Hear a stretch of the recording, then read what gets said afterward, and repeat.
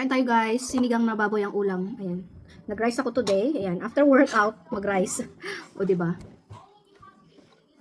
You want rice, Ruben? Come on. Tapos, yung natirang pinirito ko kasi may bagoong ako dito. Sausaw yung pritong ano.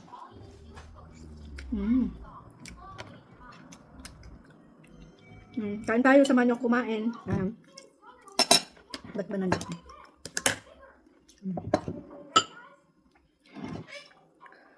Yan, patis na may sili, syempre.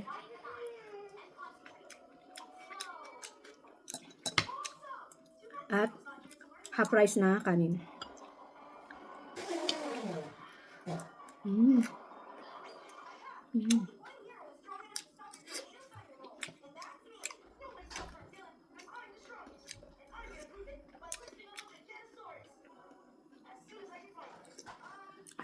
Sarap. Sarap ng sabaw. Sakto sa malamig na panahon dito, winter.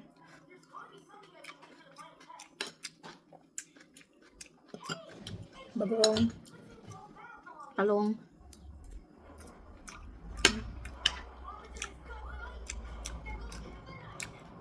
Dinamihan ko ng gulay.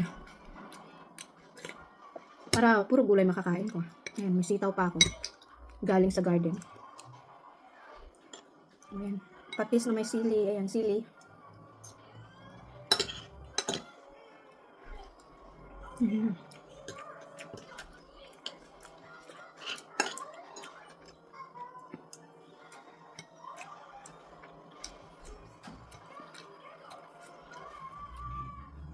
Ganyan ako kumain ng rice. Tinitipid-tipid. Parang ini-enjoy ko ba?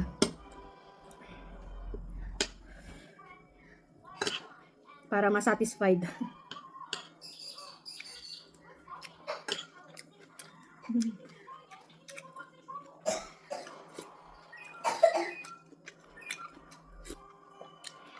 Talong. Yung sinigang nilagyan ko din talong.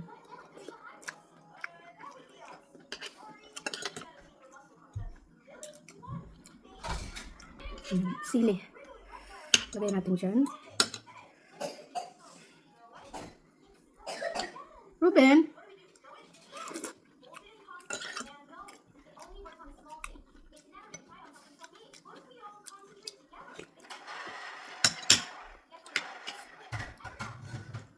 Sarap. Namiss ko ang sinigang, guys.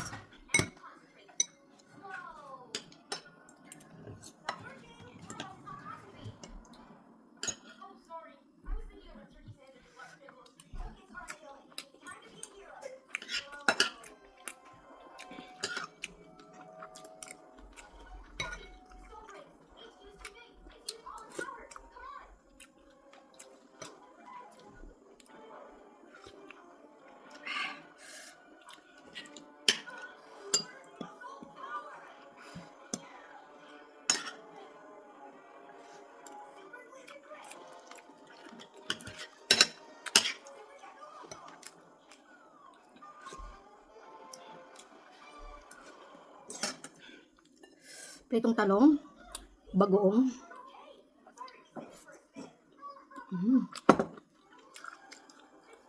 Makunat yung balat. Yung malalaking talong kasi ito eh.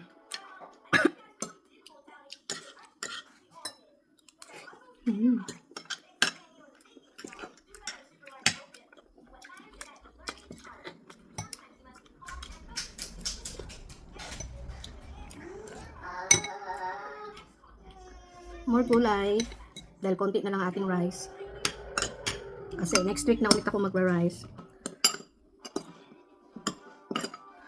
Sili sa bagoong.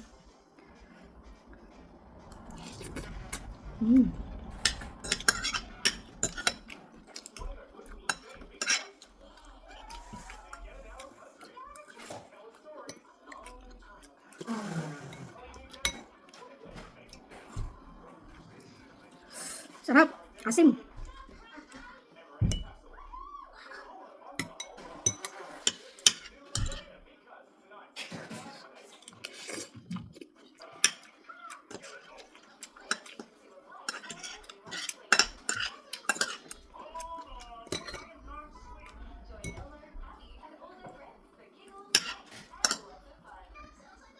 Parang mas masarap ang bagoong sa sinigang.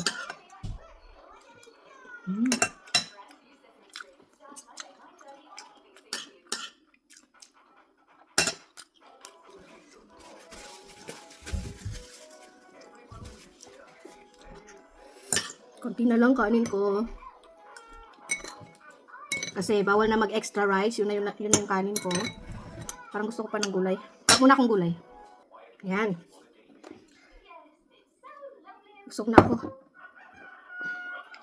Yan, may sili pa. Ngayon guys, mabilis na ako mabusog. Kalahating, half cup lang na rice, okay na sa akin. Lalo na maraming gulay.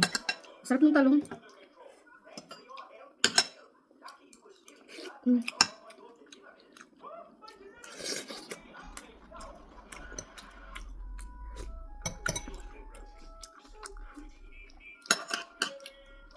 Konti na lang ang kanin ko.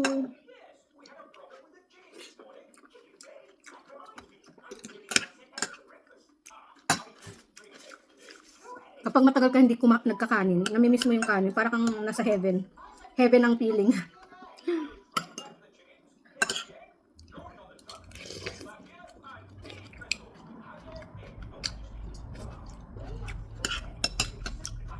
Init.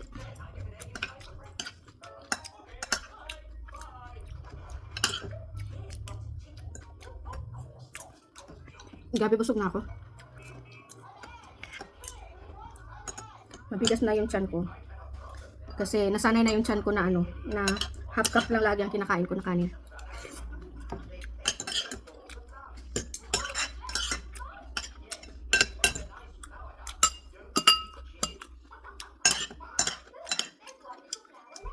Wait, sili pala. Sili.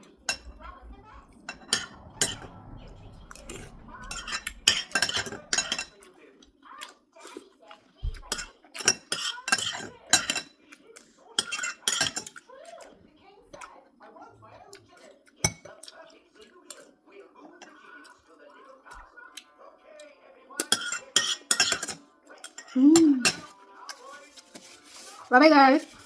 Humaba na yung video ko. Bye-bye. Tapos bukas, i-burn out natin to. Exercise naman ng umaga. Bye!